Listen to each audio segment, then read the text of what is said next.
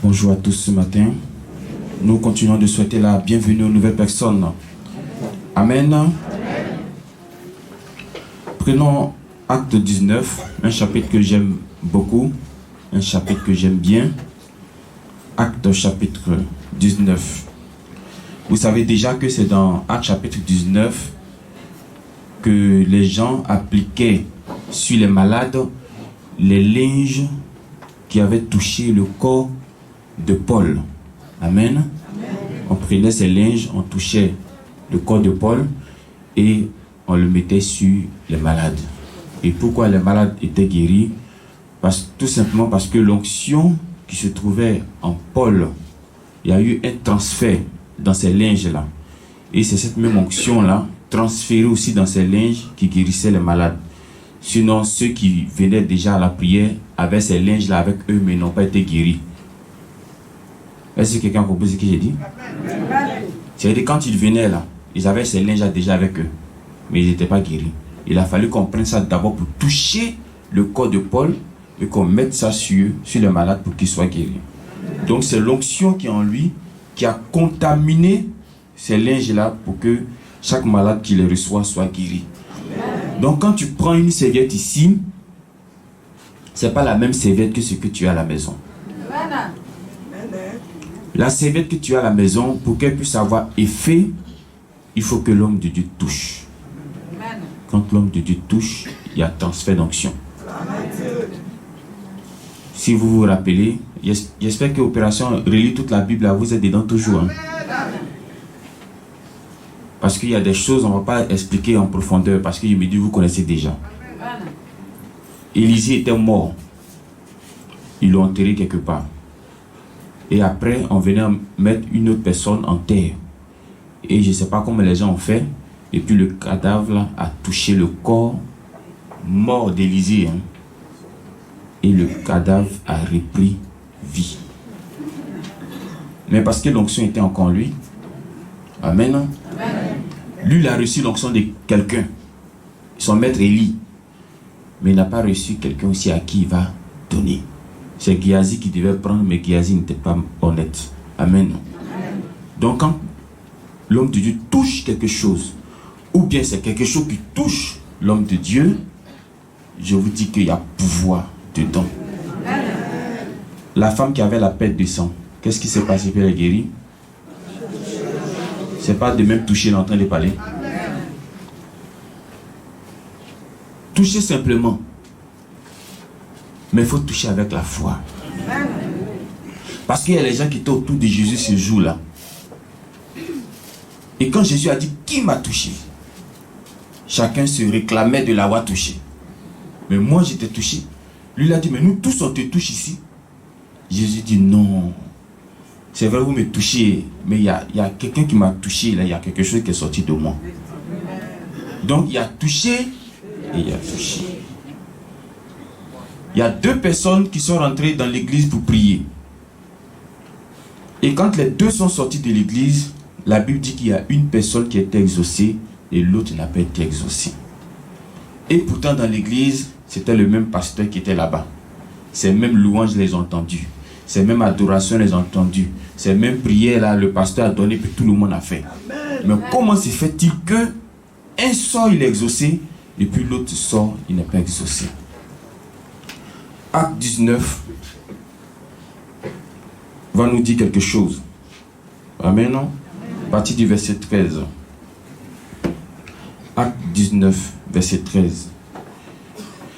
Quelques exorcistes juifs ambulants essayaient d'invoquer sur ceux qui avaient des esprits malins le nom du Seigneur Jésus, en disant, je vous conjure par Jésus que Paul prêche. Ceux qui faisaient cela étaient 7 fils de Séva, juifs, l'un des principaux sacrificateurs. L'esprit malin leur répondit, je connais Jésus et je sais qui est Paul, mais vous, qui êtes-vous? Amen. Amen. C'est un texte que j'aime bien et ce matin encore, l'idée est partie là-dessus. Gloire à Dieu. Amen. Voici des personnes, mais si on veut continuer encore, mais vous qui êtes vous, et l'homme dans lequel était l'esprit malin s'élança sur eux, se rendit maître de 2 d'entre eux, et il les maltraita, de telle sorte qu'ils s'enfuient de cette maison nus et blessés. Amen. Nus et blessés. Que Dieu nous bénisse. Amen. Je voudrais dire à quelqu'un ce matin que derrière chaque problème qui ne finit pas, derrière chaque problème qui persiste, c'est-à-dire quoi? Tu as eu un problème de santé qui a commencé une année. Et à cause de ce problème de santé-là, tu te promènes dans tous les hôpitaux. Je ne vais pas penser que pour un mal de tête, quelqu'un va se promener dans tous les hôpitaux s'il n'y a pas un esprit qui est assis sur ce problème. Ils ont créé paracétamol. Mais on s'est dit que ça peut ne pas aller avec ton organisme. Il y a Efferalgan qui est là. Il y a quoi encore? Il y a Doliprane qui est là. Il y a un autre encore. Ibex qui est là. Panadol. Fiedastine. Tintin. Tête. Et les blancs continuent encore des recherches. Mais c'est que mal de tête qui finit pas. Amen. Amen. Mon frère, ma soeur, ta place n'est plus à l'hôpital. Ta place n'est pas là-bas. Les gens vont manger ton argent cadeau. Il y a une dame qui est venue un jour. Tu sais bien que toi, la maladie dont tu es victime, là, c'est un esprit qui est derrière. Si tu dois aller à l'hôpital, va juste pour la formalité, pour la forme. Mais ne pense pas que tu auras ta guérison là-bas. Non, mais il faut partir pour qu'on puisse te dire, tu es anémié, tu manques de sang, ta tête va bouger comme ça, ta tête va bouger ceci, voilà. Mais il ne faut pas penser que tu vas aller pour la guérison là-bas. Elle est venue avec une longue liste qu'on dit, voici toutes les maladies qui sont citées dans mon corps. J'ai dit, mais tout ça là, si tu sais que l'ennemi est derrière toi là, tu vas dépenser ton en cadeau. Il faut chercher la puissance de Dieu. La femme dont je parlais tout à l'heure qui avait la perte de sang, 12 ans, elle perdait le sang. Mais ne pensez pas qu'elle était à la maison, bras croisés. Elle cherchait solution. Partout on lui disait solution, elle partait. Mais sa place n'était pas là-bas. Il a fallu qu'elle entende Jésus.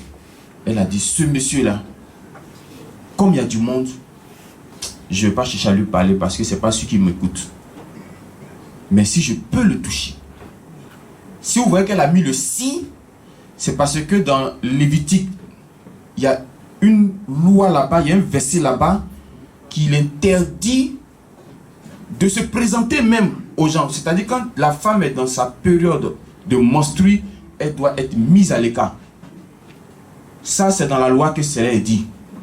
Si elle s'assoit quelque part, qu'elle s'élève, que toi tu viens t'asseoir là-bas, tu es impur. Si elle touche quelque chose, qu'elle laisse que toi tu viens toucher, tu es impur. Amen. Amen. Donc elle n'a pas droit à te toucher, tu n'as pas droit à la toucher. Elle ne doit même pas préparer pour toi pour que tu manges. Tout ça c'est dans les Lévitique. Je vous ai des relis, on relit toute la Bible, n'est-ce pas? On est dedans, donc il ne faut pas qu'elle dise des choses, tu vas penser qu'elle est en train de mentir. Amen. Amen. Mais Jésus est venu pour annuler tout ça. Amen. Imaginons la femme qui est médecin là-bas, là. Elle est dans sa période de menstruation, mais c'est elle qui peut te traiter, on va faire comment? Tu as dit, il ne faut pas te toucher. Tu vas mourir dans l'hôpital là, et puis tu vas en enfer. Donc Dieu a vu tout ça, et puis il a mis ça de côté. Amen. Amen. Mais pour rendre les choses un peu courtes, les gens là, ils ont vu, et leur travail c'est chasser les démons. Parce qu'on dit exorciste, c'est des gens qui chassent les démons. Le papa est sacrificateur, donc pasteur. Amen. Amen. Ils ont fait aussi une très bonne prière pour chasser le démon. Parce qu'ils ont dit, au nom de Jésus que Paul prêche. C'est une bonne prière, n'est-ce pas? C'est comme s'il disait, le Dieu de Paul. Amen. Amen. Démon sort. Amen. Maintenant, voici l'homme possédé là qui va se positionner. Il dit, vous là, vous dites quoi ici? On dit, non, est-ce que tu peux sortir de son corps? Vous voyez? Et les démons ont dit, parce que c'est l'homme qui parlait, mais c'est les démons qui parlaient à travers lui, que nous, là, on connaît Jésus. Paul aussi, on le connaît. Si vous prenez après vous notez, prenez dans Luc 4, verset 34, Jésus s'approchait quelque part, et puis il y a un homme qui est sorti des sépulcres. Amen. Et quand il a vu Jésus, il a dit, je sais que tu es l'envoyé de Dieu. Donc vous voyez, avant même que Jésus n'ouvre la bouche déjà, il dit, je sais. Donc le démon connaît l'identité de chacun de nous. Gloire à Dieu. Amen. Il connaît l'identité de chacun de nous. Rappelez-vous dans Genèse, quand Dieu a dit créons l'homme à notre image. Quand il a dit créons là, il y avait des gens qui étaient aussi autour. C'est ceux-là après qui sont devenus les gens déchus. Donc ils connaissent. Il dit, nous on connaît Paul. Nous on connaît Jésus. Mais vous là, vous êtes qui? Donc voici des gens même que Dieu ne connaît pas et puis les démons aussi ne connaissent pas. Eux, moi, je ne sais pas, ils sont où au juste. Au moins, si Dieu ne te connaît pas, que les démons te connaissent, mais même les démons, même, ils ne te connaissent pas. C'est-à-dire que tu es perdu. Amen. Donc, la prière, c'est une bonne chose. La prière, c'est une bonne chose. Demander, c'est une bonne chose. Mais ce qui est bon, ce qui est mieux, il faut que Dieu te connaisse. Quand vous allez lire après dans Matthieu chapitre 7 à partir du verset 22, là-bas Jésus va dire, je les dirai ouvertement, je ne vous connais pas. Amen. Donc, ce que tu as à faire aujourd'hui, il faut que Dieu te connaisse. Si Dieu te connaît là, le démon va te connaître aussi. Parce que Dieu il est au-dessus du démon. Amen. Il faut que Dieu te connaisse. C'est-à-dire, il faut que Dieu ait les regards sur toi. Il faut que Dieu ait la main sur toi. Gloire à Dieu. Et pour que Dieu puisse avoir la main sur toi, il faut que toi, tu sois derrière Moïse. Mais comme Moïse n'est pas là, on a notre Moïse maintenant.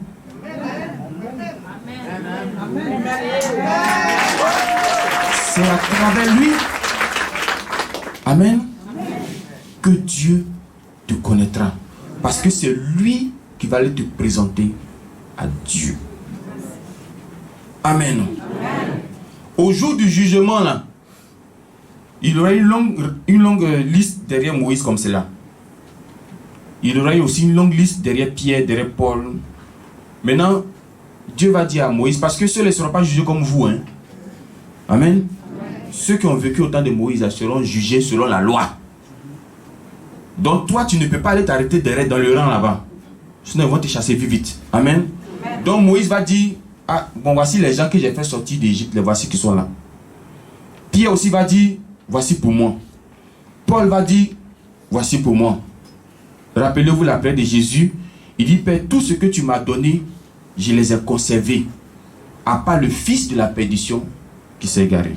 Parce qu'il n'était pas des nôtres. Amen. Amen. Donc, c'est l'homme de Dieu qui va te présenter à Dieu. C'est à travers l'homme de Dieu que Dieu te connaît. Pourquoi? Parce que c'est avec lui que Dieu fait alliance d'abord. Amen. Amen.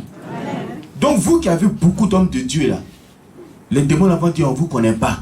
Parce qu'aujourd'hui il te vu ici, demain il te voit ici, après il te voit ici. Mais toi, tu es qui au juste même? Amen. Amen. Il faut te positionner s'il te plaît. Mets-toi quelque part.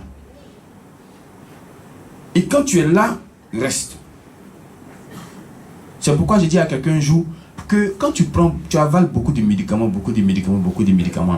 le jour que un médicament t'a donné problème là, du moins le jour que tu as problème, tu ne sais pas c'est lequel des médicaments qui t'a donné problème. Amen. Amen. Mais par contre, si tu as un médicament, parce qu'on peut te donner un ensemble de médicaments, mais on dit c'est pour la tête seulement. Amen. S'il y a problème, tu sais que c'est dans ce lot là qu'il y a problème. Mais tu t'assois, tu dis, c'est quel médicament? Je bois et puis j'ai mal au ventre comme cela là. Tu ne connais pas. Amen. Amen. Et c'est un docteur. Si ça ne va pas avec ce docteur, prends un autre docteur. Mais il ne faut pas rester derrière les deux docteurs et puis tu murmures. Vous voyez, non? Sur la même, prends un. Ça ne va pas, change. Amen. Il y a des gens qui suivaient Jésus. Arrivé à un certain moment-là, il dit non, on ne te suit plus. Malgré qu'il est Jésus, malgré qu'il est descendu du ciel, il dit non, on ne te suit plus. C'est là Jésus a regardé les autres et dit, et vous, pourquoi vous ne partez pas? Tu as les paroles de la vie, à qui irons-nous? Amen. Donc essaie, ça ne va pas. Si tu penses que tu peux patienter, patiente. Si tu ne peux pas aussi, change. Mais rester là et puis en même temps parler, tu vas mourir dans le désert. En temps, on ne veut pas que quelqu'un meure dans le désert. Nous tous, nous voulons entrer à Canaan. Amen, non? Donc, quelle est ton identité aujourd'hui? Si tu estimes que tu es enfant de Papa Florian, amen, non? Vous savez que Papa Florian, c'est le sans effort. Donc, on n'a pas besoin de se bousculer. On n'a pas besoin de trop parler. On n'a pas besoin de se plaindre avant que Dieu ne fasse quelque chose pour nous. Amen, non? C'est comme cela que Dieu va te reconnaître. Que Dieu nous bénisse. Amen. Donc, ne faites pas comme ces messieurs-là. Ils ont dit, c'est vrai, au nom de Dieu, de Dieu. C'était bon, mais on ne les connaît pas. Je veux que Dieu te connaisse aujourd'hui. Donc, là où tu as mis tes pieds, reste accroché. Que le tampon de Papa Florian soit sur toi. Partout où tu vas partir, le démon doit savoir que celle-là, c'est la fille de Papa Florian. Lui, là, c'est le fils de Papa Florian. Parce que je vois les éléments sur lui. Dieu nous bénisse.